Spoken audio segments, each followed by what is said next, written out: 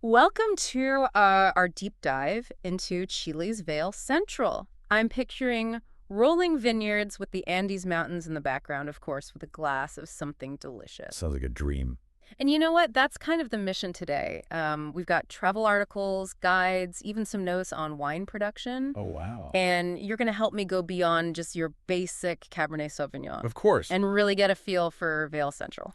Yeah, it's a really special region, I think, in the world of wine, and one that sort of doesn't get as much hype Doesn't get the hype. as maybe some others, like Argentina. Right, right. But it has a depth and complexity that I think is really captivating, and a lot of that starts with its geography. Okay, so speaking of that, our sources keep mentioning this terroir of contrasts. What does that mean for someone who maybe is more familiar with Napa Valley wines? Yeah, so you got to picture this. Vale Central is basically squeezed between the Andes Mountains on one side and this vast Pacific Ocean on the other. And this creates a really unique interplay of elements. You got the cold Humboldt Current, which is sweeping up from Antarctica, and it acts like a natural air conditioner. Oh, wow. So even on the warmest days, these vineyards stay relatively cool. And then there's the diurnal temperature variation, which I know sounds complicated. No, hold on. Diurnal variation, that's the difference between day and night temperatures, right? Exactly. But why is that important for grapes? Yeah, why? Because during the day, those warm, sunny days allow the grapes to ripen. They develop the sugars that we love. Makes sense. But then the cool nights help them retain acidity. Oh, so they don't just get all sugary. They don't get all flabby. They have that freshness, that vibrancy. And it's not just temperature. So there's more. There's the alluvial fans and valleys, which were created by the Andes, and all that results in this diverse range of soils. So you have some vineyards that are planted on ancient decomposed granite, Oh, wow. whereas others are nestled in volcanic soils full of minerals. So all of this contributes to the diversity of wines you find in Vale Central.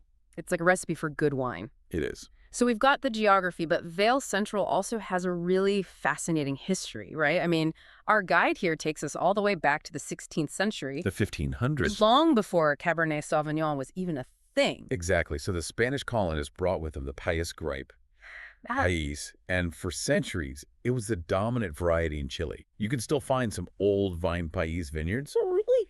in Mole Valley, which we'll talk about later, and they produce these bright, juicy reds that are just like a taste of history. Oh, wow. So cool. Yeah. Okay, so flash forward to the 19th century. Things start to shift a little bit. You have the arrival of European immigrants, and our guide mentions the French in particular. Yeah, so the French brought with them new grape varieties like Cabernet Sauvignon, The Merlot, classics. Carmenere, and also really advanced viticultural Oh, techniques. so they upped the game. They did.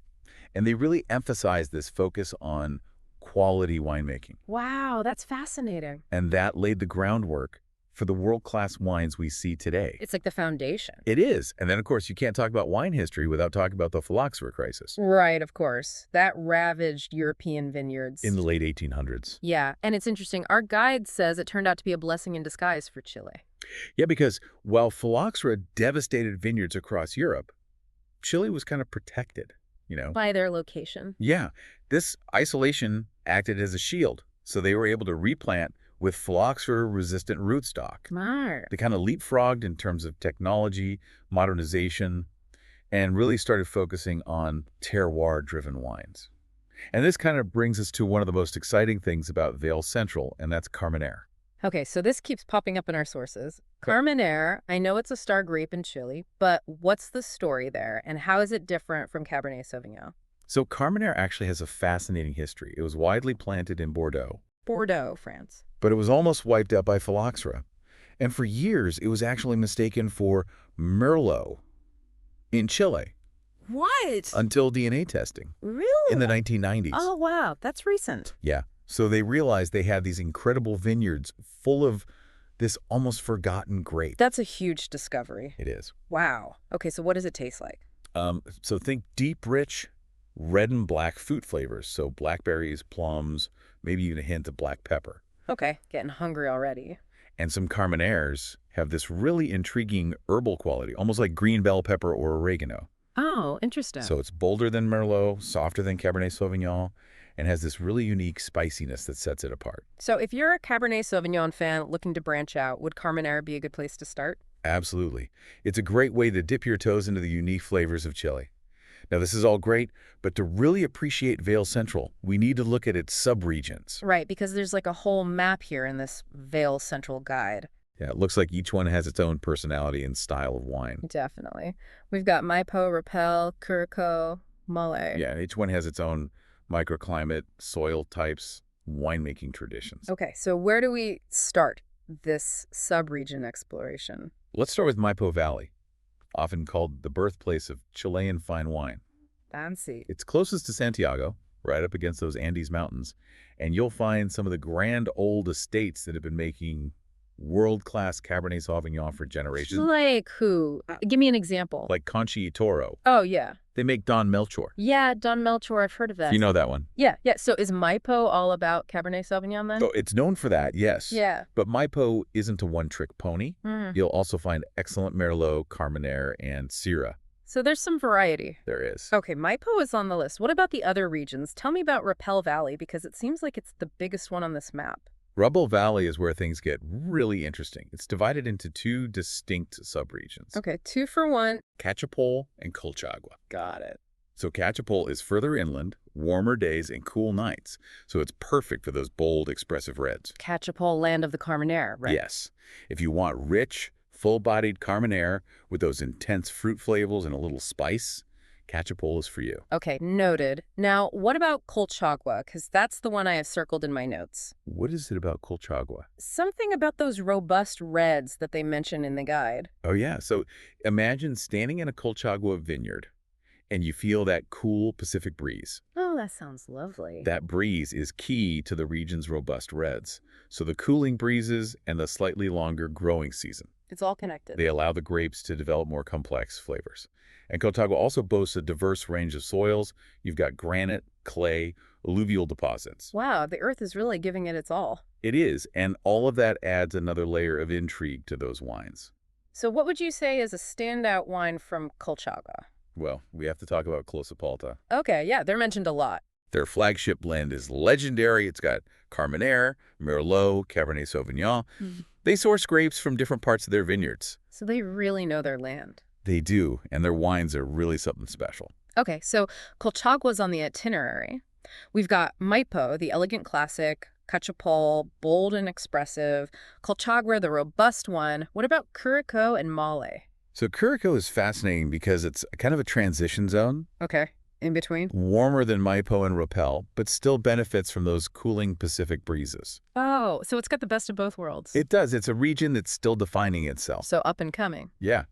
And you'll find both red and white wines thriving here. Cabernet Sauvignon, Merlot, Carmenere, even Sauvignon Blanc and Chardonnay. So there's something for everyone. Yeah. Now, if you want a taste of history and tradition, Mal Valley. Okay, the last one. It's the southernmost region. Yeah, and it's got that real sense of history. It's home to some of the oldest vineyards in Chile, Wow. dating back to the 16th century. And remember those Pays grapes? The OG Chilean grape. Mal is where they're making a comeback. That's so cool. So it's not all about Cabernet Sauvignon, Carmenere. There's a whole rediscovering of traditions happening. Exactly. Wow, I'm captivated. Vale Central is so much more than just a wine region. Yeah. It's a journey through history, the culture, and of course, incredible flavors. And speaking of flavors, we can't forget about the food. We still need to explore the culinary side of Vale Central, those fresh seafood dishes, My stomach is already rumbling. those hearty meat dishes. Let's dive into those details in part 2. Sounds good. Okay, so we covered a lot of ground in part 1, everything from the Pacific currents to the Paisley Scrape. But I want to get back to those subregions because they seem like such a crucial part of understanding Vale Central. They really are, yeah. Each subregion has its own unique personality, its own style. So understanding those nuances is key. Right, and I think it would help someone plan a trip, Yeah. to really decide where to go and what to prioritize. Exactly. So we left off talking about Maipo Valley. The birthplace of Chilean fine wine. Yeah, very fancy. But besides those iconic Cabernet Sauvignons, what else can you tell us? Well, you'll find centuries-old vineyards in Maipo, some still using traditional methods, but you'll also find cutting-edge wineries experimenting with biodynamic practices. So you could be sipping wine made the same way it was 100 years ago, and then walk next door and find a winery using drones to monitor their vineyards. It's true. And the landscape itself is beautiful, driving through the valley with the Andes in the background, all those lush vineyards and historic haciendas. Oh, it sounds amazing. I'm putting it on the list. Okay, so let's move south to Rappel Valley because it seems to be the biggest and most diverse one on our map. Where should we start? Hmm. Let's head to Cachapole first. Okay. I'm really drawn to the wines coming from this subregion. They have a boldness and intensity that's really captivating. I know you love your Carmenere, and our guide calls Cachapole the land of Carmenere. So tell me, what makes it so ideal for that grape? Well, Cachapole sits further inland, so it's warmer and drier than some of the other subregions. And that allows the Carmenere to really achieve perfect ripeness. Oh, I see. So it develops those intense flavors and that spiciness. Exactly. Our guide specifically mentions Casa Silva's Carmenere as a great example of Cachapole Carmenere. They say it's bursting with black fruit and has a nice little hint of tobacco and spice. Oh, yeah, I love their wines. Okay, so Cachapole. Bold reds, beautiful estates. Got it. Tell me more about Colchagua. Ah, Colchagua. Yeah, this one is definitely calling to me. It's a really special place. Remember how we talked about the Pacific Ocean's influence? Well, in Colchagua, that influence is huge. Right. And the guide says that those cooling ocean breezes create a longer growing season, which helps develop more complex flavors in the grapes. Exactly. It's not just the climate either. Colchagua has an incredible range of soils. Granite, clay, alluvial deposits, all of that adds another layer of complexity. They tend to be more robust, more concentrated, with a depth that you don't find in other regions. Now we have to talk about Closapulta. I mean, this winery seems to be like the rock star of Colchagua. Their flagship blend is truly legendary. It's a blend of Carmenere, Merlot, and Cabernet Sauvignon. The trifecta. They source the grapes from all different parcels within their vineyard. Wow. So they really know their land. They do, and they're not afraid to experiment. They use gravity flow winemaking, which means the grapes are moved very gently without pumps. Oh, interesting. So it's a more natural expression of the fruit. Wow, I am convinced that is definitely on the itinerary. Okay, so we've got Maipo, the elegant classic, Cachapole, the bold and expressive, and Colchagua, the robust, complex one. Now, what about Curacao and Male? What surprises do those two hold for us? Well, Curacao is a region that's often overlooked, but it's full of hidden gems. It's sort of like a bridge between those cooler mountainous regions to the north and the warmer traditional areas to the south. Okay, a little bit of everything. Yeah. And our guide mentions that Curacao is known for its affordability. Yes.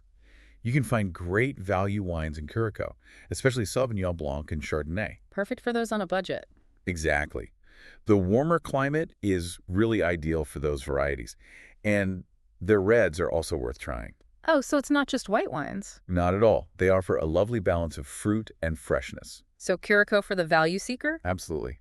And then Mall Valley, well, that's for those seeking a taste of history and tradition. This one is really fascinating to me. We talked about those old vine Pays grapes making a comeback. Right. And Mall is really at the forefront of that movement. It's like stepping back in time. Yeah, the guide mentions that the Pays wines are unlike anything you've probably ever tasted. They are unique. They describe them as light-bodied with fresh acidity, earthy notes, and even a hint of banana. That's the terroir speaking, those old vines. Ah. And it's not just Pays. You'll find excellent Carignan in Male. Oh, another old vine. Another one, yeah. It sounds like Mall is the place to be for those adventurous wine travelers who want something a little different.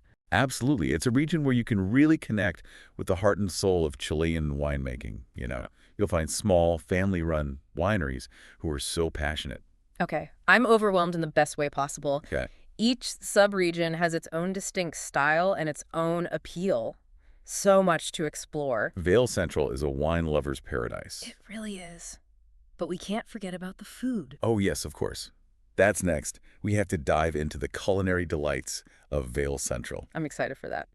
Okay, so enough about the wine, at least for a minute. Right. Let's talk food. Yes. Because, what's a good glass of wine without a delicious meal? It's true. And what I find really fascinating about Chilean cuisine, especially in Vail Central, it's this blend of, indigenous traditions and European influences. Oh, interesting. So you have the fresh seafood from the Pacific, Okay. but then also, hearty meat dishes that come from their ranching traditions. I'm already picturing myself, at a table overlooking a vineyard, just eating all the amazing food. I know, it's such a vibe. So what are some of the must-try dishes? What does our guide recommend? Well, you can't talk about Chilean cuisine without mentioning empanadas. Empanadas, okay. But these aren't your typical empanadas. What makes them special? So the traditional Chilean empanada is filled with what they call pino. Quinoa or It's this mixture of ground beef, onions, raisins, olives, and hard-boiled eggs. raisins. Raisins, yeah. It's kind of a unique combination, but it really works. I'm intrigued. Okay, so if I'm having a Pinot empanada, what kind of wine am I drinking with that?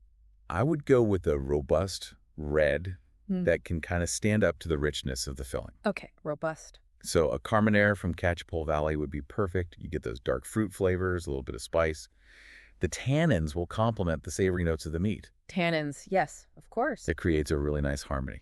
Okay, I'm taking notes. Good, good. Now, what about ceviche? Ceviche, oh yeah, it's so fresh. That's a dish that really showcases Chile's coastal bounty. And I think our guide was saying that Chilean ceviche is a little different from what you might find in other places. Yeah, like Peru or Mexico. Yeah. Chilean ceviche usually uses white fish like sea bass or halibut.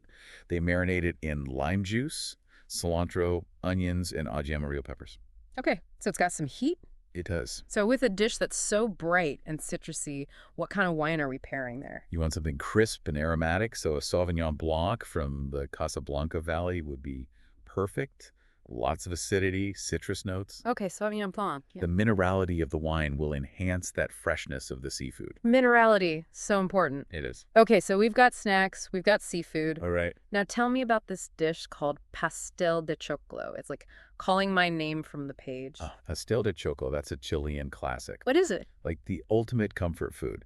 Imagine a creamy corn casserole, and it's topped with ground beef, onions, olives, raisins, hard-boiled eggs, baked to perfection. That sounds so good. It is. Okay, I need a wine pairing for this one too, this pastel de choclo. All right, so for pastel de choclo, we're going to need a full-bodied red to stand up to all those flavors. Okay, full-bodied. So maybe a Carmenere from Colchagua Valley. Okay, we're back to Carmenere. We love Carmenere. It's got those dark fruit flavors, earthy notes, a little bit of spice.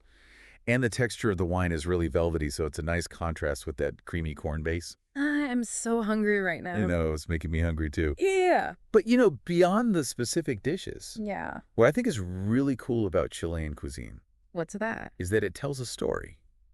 It reflects the land, the people, the history of Vale Central. Fresh, local ingredients, traditional techniques. Culinary adventure. It is. And I really... It's true. You've sold me on Vale Central. I can't wait to experience it all. The wines, the food, the culture. And remember, the exploration doesn't end here. There's always something new to discover in the world of wine and food. So until our next deep dive, Yes. keep exploring, keep tasting, keep learning. Couldn't have said it better myself. We'll see you soon.